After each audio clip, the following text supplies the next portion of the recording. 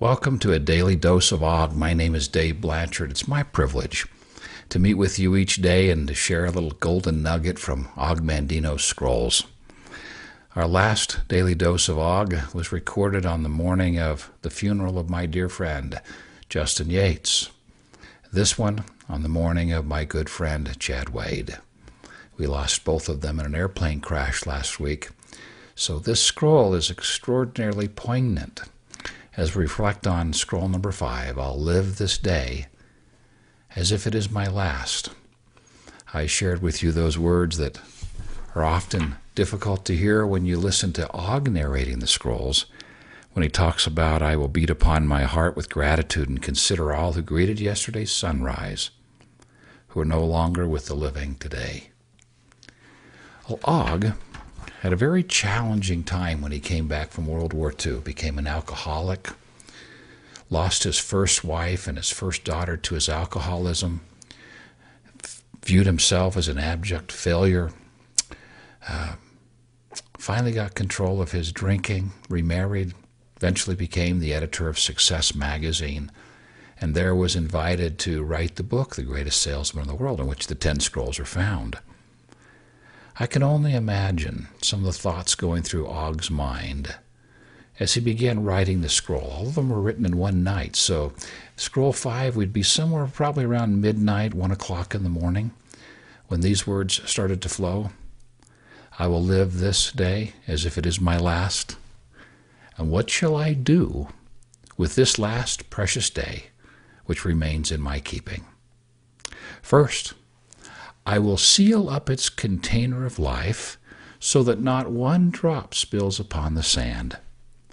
I will waste not a moment, mourning yesterday's defeats, yesterday's misfortunes, yesterday's defeats, yesterday's aches of the heart. For why should I throw good after bad?" And then he delivers one of the most powerful statements on the topic of letting go of the past entirely. He says, "Can sand flow upward in the hourglass? Will the sun rise where it sets and set where it rises? Can I relive the errors of yesterday and right them?"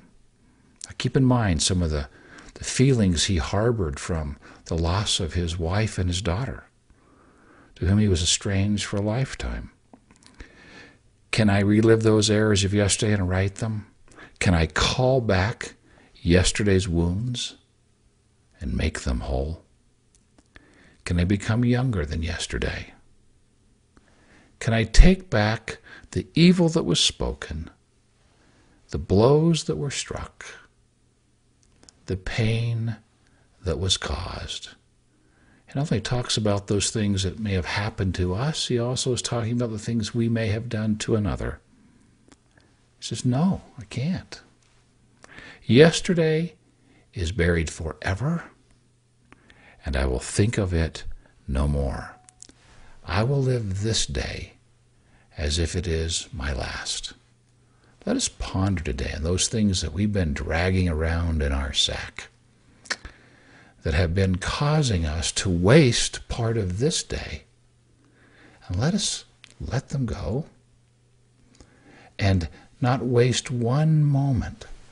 Seal up this container of life and live this day as if it is your last.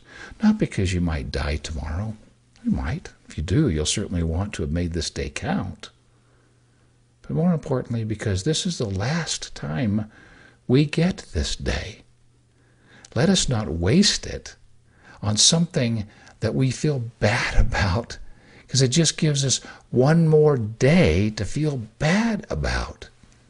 Let us live this day as if it is our last.